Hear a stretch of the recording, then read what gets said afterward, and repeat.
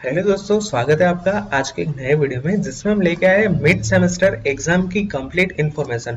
अब जैसे कि आपको पता होगा कि आप अभी फर्स्ट ईयर में हो तो आपके जो सीनियर्स होते हैं सेकंड थर्ड और फोर्थ ईयर के उसके जो एग्जाम का शेड्यूल है वो ऑलरेडी जीटीयू ने डिक्लेयर कर दिया है और दूसरी भी यूनिवर्सिटीज है, निरमा है, DAIICT है, उसमें भी एग्जाम का शेड्यूल डिक्लेयर हो चुका है। सो अब आपको समझ में आ जाना चाहिए कि आपकी भी एग्जाम अगले 2 से 3 महीने में हो जाएगी क्योंकि आपका एडमिशन ऑलरेडी लेट स्टार्ट हुआ था। सो एग्जाम स्टार्ट हो उससे पहले एक फैक्टर आएगा आपके जो फर्स्ट सेम है उसके अंदर और वो है मिड सेमेस्टर एग्जाम का।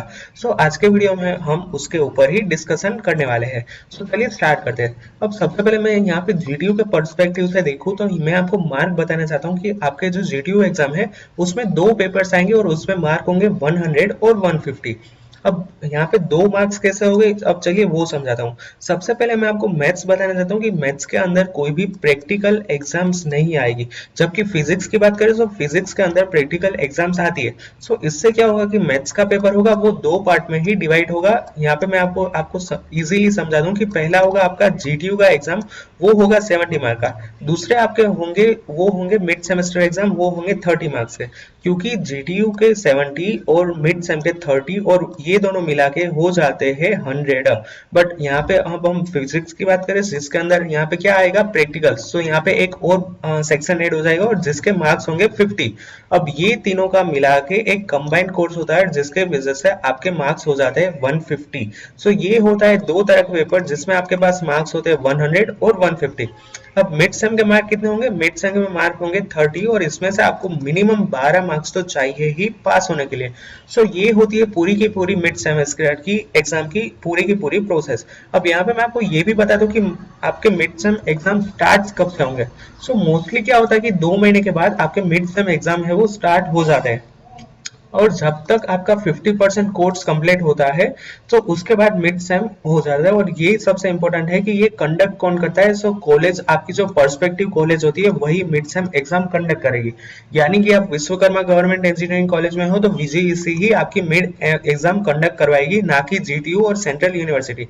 अब मैंने यहाँ पे क्या बताया, दो बात लिखी है। सबसे पहले कि मान लीजिए कि आपका जानियो, यहाँ पे सिंपल एग्जांपल ले लेता हूँ कि जनवरी में आपका सिलेबस स्टार्ट होता है इंजीनियरिंग का। सो मोस्टली मार्च के महीने के अंदर आपकी जो मिड सेम एग्जाम है वो आ जाएगी। उसके बाद 2 महीने यानी कि अप्रैल और मई के अंदर आपकी स्टडी होगी और उसके 2 महीने के बाद आपकी जीटीयू की फाइनल एग्जाम्स होगी।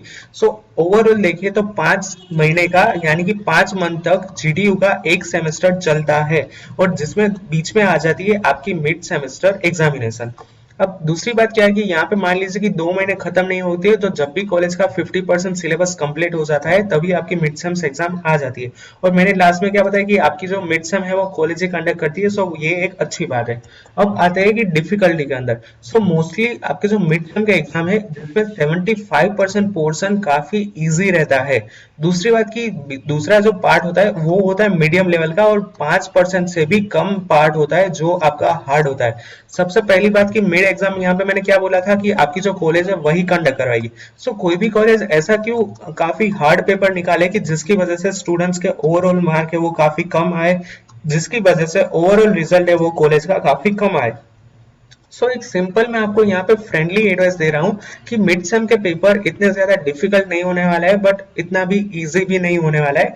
थोड़ा सा आपको इंटरमीडिएट लेवल का ही पेपर आएगा बट मोस्टली यहाँ पे मैंने आपको परसेंटेज वाइज डिवाइड करके दिया है। सो 75% पोर्शन काफी इजी रहता है और ओनली 5% होता है वो काफी हार्ड होता है। सो यहाँ पे मैं आपको एक एडवाइस भी दे देता हूँ कि जितना भी पार्ट 5% पोर्शन है उसको आप छोड़ दीजिए तो आपको कोई भी दिक्कत नहीं आने वाली। मान लीजिए कि आपकी 30 मार्क्स की एग्जाम रहेगी, आपने 5% छोड़ दिया तो आपके 25 मार्क्स तो आएंगे ही ना। सो 25 काफी अच्छे मार्क्स होते हैं मिड सेम एग्जाम के लिए। अब इसका इम्पैक्ट क्या होता है रिजल्ट के इसके ऊपर भी थोड़ा सा डिस्कशन कर देते हैं कि your mid exam is really important is for your result as well as SPI. यहाँ पे आपकी मिड सेम की एग्जाम आपके दो फैक्टर पे आपको डिपेंड होगी। पहला होता है कि आपका जो जीटीयू का रिजल्ट आता है वो, और दूसरा आता है आपका एसपीआई, सीपीआई और सीजीपीए। इसके ऊपर भी काफी अच्छा इम्पैक्ट होता है आपकी मिड सेमेस्टर एग्जाम का। If your score more than 25 in mid it will benefit for you. अब मान लीजिए कि आपका स्कोर 25 और उसके आसपास आता है, 25 से ज्यादा आए या फिर 22-23 आए, ये काफी अच्छे गिने जाते हैं मिड सेम एग्जाम के लिए।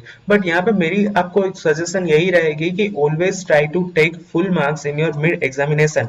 अब हाँ, ऐसा भी पॉसिबल होता है, काफी सारे स्टूडेंट्स को मिड में 30 में से 30 मार्क्स भी आते हैं।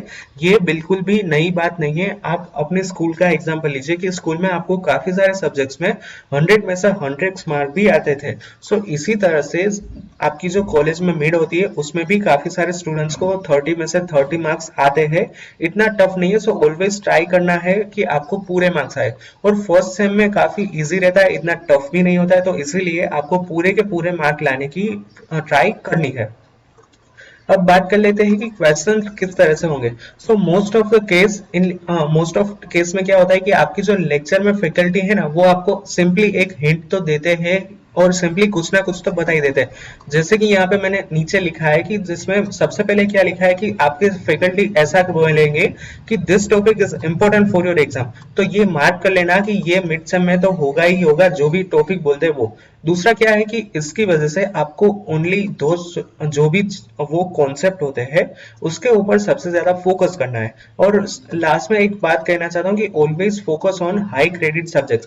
सबसे पहले यहाँ पे मैंने ये पॉइंट इंपॉर्टेंट किया है कि जब भी आप पे लेक्चर्स होंगे, लेक्चर्स में आपके फैकल्टी आपको बोलेंगे ही कि ये टॉपिक है वो एग्जाम के पर्सपेक्टिव से काफी ज्यादा इंपॉर्टेंट है। सो इसके ऊपर आपको सबसे ज्यादा फोकस करना है। दूसरी बात, आपको किस पे फोकस करना है? जिसके क्रेडिट्स हाई होते हैं। अब क्रेडिट के ऊपर आई होप कि सबको क्लियर हो गया होगा कि क्रेडिट क्या है और क्रेडिट किस तरह से आपको जो इम्पैक्ट है एसपीआई पे उस पे इम्पैक्ट करते हैं। ये जो हाई क्रेडिट सब्जेक्ट्स है उसके ऊपर आपको सबसे ज्यादा फोकस करना है और उसमें सबसे ज्यादा मिड सेम के आपको जो मार्क्स है वो लाने होते हैं। अब अगली बात करते हैं कि मिड सेम के बाद क्या होगा। After mid sem rest of your syllabus will get complete. अब मिड सेम के बाद आपका जो बचा हुआ सिलेबस है वो कंप्लीट होता है। उसके बाद आपके आएंगे practical exam, assignment exam, viva और सबमिशन पीरियड। मिड है वो काफी इंपॉर्टेंट रोल प्ले करता है आपके रिजल्ट के लिए।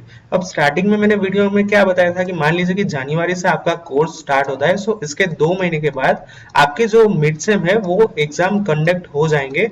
और उसके बाद क्या होता है कि उसके बाद सभी के सभी फैकल्टी काफी जल्दी सिलेबस कंप्लीट करते हैं, क्योंकि उसके बाद क्या आएगा, सबसे पहले होगा आपकी प्रैक्टिकल की एग्जाम। प्रैक्टिकल एग्जाम भी कॉलेज ही कंडक्ट करवाता है।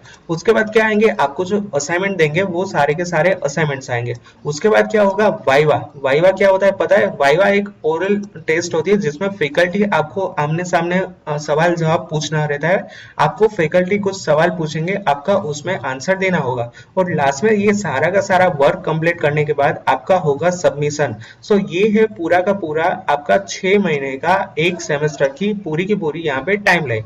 इस तरह से आपका एक सेमेस्टर कहाँ निकल जाएगा पता ही नहीं चलेगा। ये था पूरा का पूरा आज का वीडियो मिड सेमेस्टर के ऊपर। और लास्ट में मैं इतना ही बताना चाहता हूँ कि इसके बेनिफिट क्या होने वाला है कि मान लीजिए कि आपने मिड सेम के दौरान काफी अच्छे से मेहनत की है। आपका 50% कोर्स है वो ऑलरेडी आपने एक बार तो पढ़ लिया है। बाकी कितना बचा?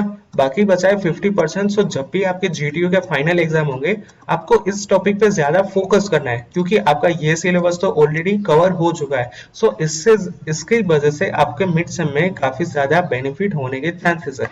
That's it for today's video. I hope you guys enjoy this video and like this video if you learn something new, and if you have any doubt then बेझिझक आप नीचे कमेंट बॉक्स में कमेंट कर सकते हो। अगर आपको मेरे लायक कुछ भी क्वेरी हो तो मैंने मेरे सारे सोशल मीडिया प्लगइन नीचे डिस्क्रिप्शन में दे दिए हैं। आप मुझे इंस्टाग्राम में भी अपने सवाल पूछ सकते हो, इंस्टाग्राम में भी डीएम कर सकते हो। And as always like my video. If you have any doubt then ask me in the comment section or personally ask me. Do share this video with your friend, and if you're new to my channel then subscribe my channel and press the bell icon for the latest notification. Thank you very much.